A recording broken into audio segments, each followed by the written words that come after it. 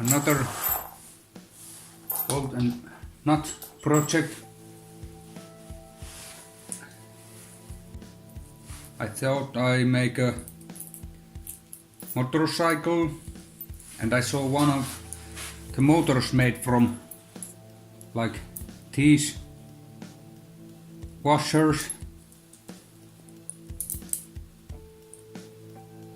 They were made like V motor, so I thought I'd try that. Like this. This is the one cylinder.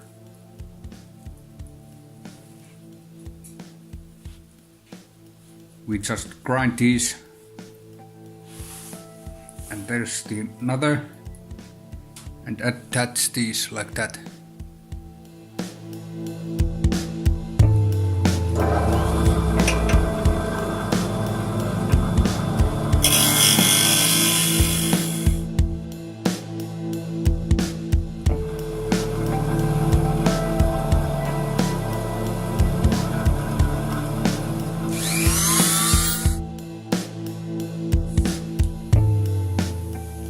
Here's the cylinder.